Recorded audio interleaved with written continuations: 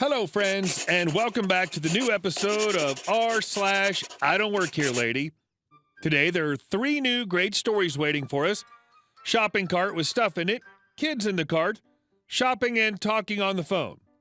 Oh yeah, obviously you must work here. And our first story. I don't work here, and these aren't my kids. So some backstory. My cousin has 7 kids, and on occasion, my mom, dad, and I would take the kids for a weekend. We'd usually make breakfast, go see a movie and whatnot. The oldest is 14, the youngest is 3. I'm 23, but I'm 5'2", and fluffy with the face of a 16-year-old. Here's the cast. CL is crazy lady, Nana is little cousin 4, J is other little cousin 3, M is manager, me is me. My mom sent me to Walmart one morning to get some supplies for breakfast. Most of the kids were still asleep, except for J and Nana. Nana, being attached to me since her and her sister were the only girls out of the 7, she wanted to come. Jay also wanted to come. He tends to copy Nana, and she doesn't mind.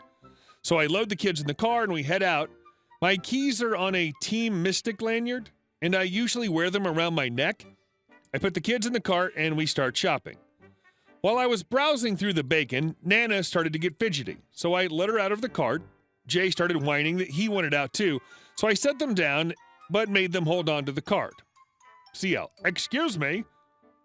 I look up and look around, and CL's waving.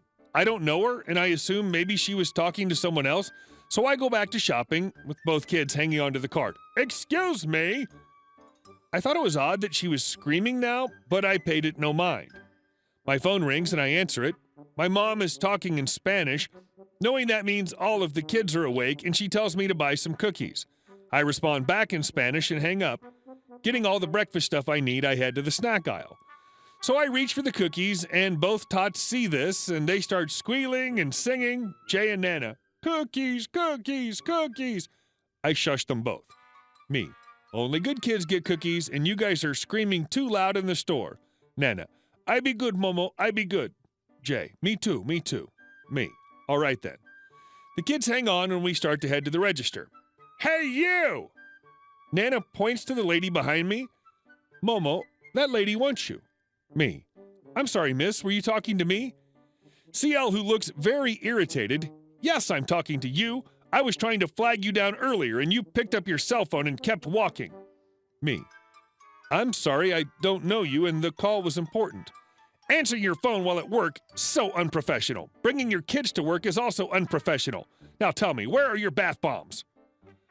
I don't work here, and these are my cousins. I assume the bath bombs are near the body wash and stuff? Don't lie to me, you're wearing a lanyard. Yes, because my car keys and house keys on it. You're just being lazy. I'm serious, I don't work here. Nana, Momo, I'm hungry. Me looking at the kids and grabbing my cart, I start walking away. Seriously, are you walking away again? I don't work here, look for the people with vests on. We went to the register, and the kids were watching the lady scan her items when Nana grabbed the bags and put them in the cart while I helped pay for the food. We see CL at the customer service desk screaming. She's pointing at me and the kids, and the manager says something that just shuts her down. She looks back at me and the kids and walks away. M then approaches me and the kids.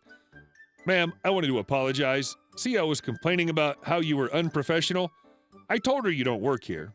She apologized. Thank you. You're welcome. Thank you for shopping at Walmart. Did Walmart employees ever wear lanyards? Because I don't remember if they even did. It's nice that you remained calm and were able to disengage well, considering the kids were with you. It always bothers me when people make a scene around kids. Sorry you had to deal with a weirdo, but you dealt with it perfectly. And let's move on to our next story. Just because I'm nice doesn't mean I work here. My ex-wife used to work at Walmart. The store was open from 7 a.m. to 11 p.m. most days, except for the holidays and New Year's, where they closed early at 6 p.m. New Year's Eve one year, she was working till close, 7 o'clock. Most retail places keep you an extra hour or so past closing to help with cleanup and any straggling customers, etc. I was off that day, and we had plans to go to a party, so we decided that I would meet her after work and we would leave from there. I got to the store at 6 o'clock on the nose. They were already turning away customers and locking the doors. Anyone inside already got to finish checking out and had to leave. I knew the manager, so I asked if I could just wait inside the doors until the wife was done with work. It was fairly cold and snowing out, so he said, no problem.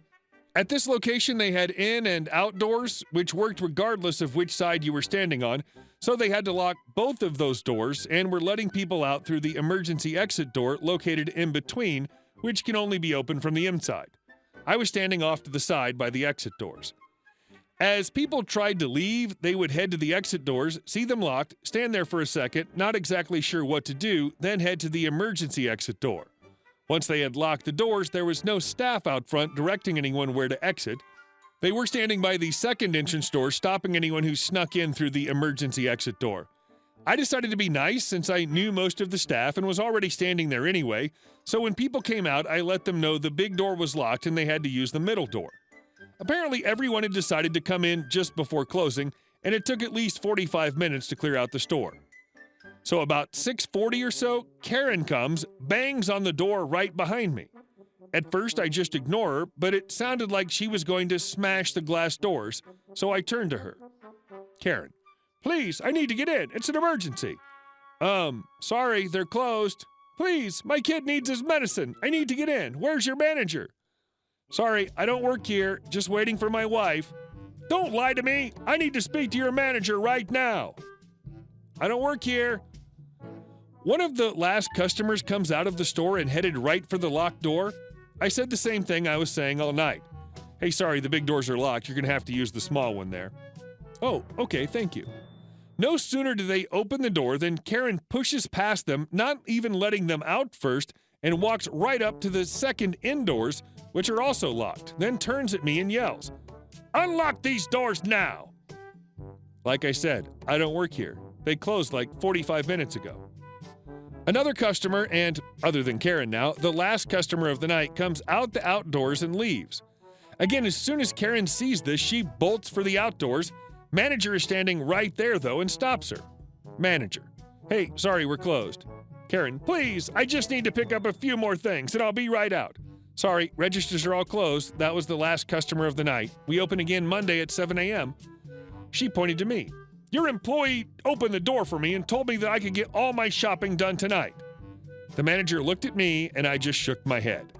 Ma'am, he doesn't work here. And honestly, I don't think he's moved from that spot for the past hour or so. Yes, he does. I've seen him direct a bunch of customers to the proper exit door. W. Warall, is that true?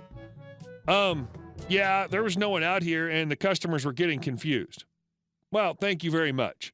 The manager extended his hand to me and I walked over and shook it. Must have been a bit of an oversight on our end, but I appreciate you helping us out. No problem. And as if great timing, the lights in the store shut off. All that was left on was a few at the front, I assume for security cameras and staff. Honestly, I didn't know they could shut the lights off. They always seem to be on 24/7. Karen, please, I'll level with you. I'm throwing a party tonight. It was a last-minute thing. I forgot to get supplies. I really need to get in here for just a few minutes, that's all. Manager, the lights just shut off, so it's against safety regulations for you to even be in here. I can't let you in. Please, what am I going to do? I almost felt bad for her, almost. Luckily for her, I lived down the street, so I knew the area pretty well. There's a variety store just across the street. They're open 24/7 every day, even Christmas, so they should be open. What I didn't tell her was my ex and I referred to this place as emergency variety because everything there was 3 times the normal price. So I hope she enjoyed her $10 bags of chips and $3 cans of pop. Karen, oh, thank you. She went to leave out the locked exit door, and of course it didn't open. Me. Sorry, that door's locked. You'll have to use the middle one there. And let's move on to our next story. Wasn't the funeral lovely? So a few years back, I worked for a popular fruit company. Very yummy fruit. Rather expensive, but very yummy and very popular. One day, I'm doing my thing on the sales floor, talking fruit with some folks, selling some fruit, etc. This gentleman walks up to me and wants to buy some top shelf fruit. Real primo fruit. So one of my inventory folks is getting his fruit from the fruit storage in the back, and he mentions that he always gets a discount. A special discount, because he knows the head of the company. They're longtime personal friends, so he gets this special discount for life, telling me that he gets half off everything he buys, and he name drops head of company in his chatter, saying they just had a lovely dinner, etc. Here's the thing. Head of company had died almost a year before. One would have to be living under a rock or on Mars not to know he died because it was all over the media. Like I said, our fruit is very popular. I won't lie, I quite enjoyed busting him, saying, I was so sad to hear that head of company had passed last year, but wasn't the funeral lovely? Who TF tries to name drop Steve Jobs for a discount? Hey guys, thanks for watching the video to the end, and I'll see you in the next one.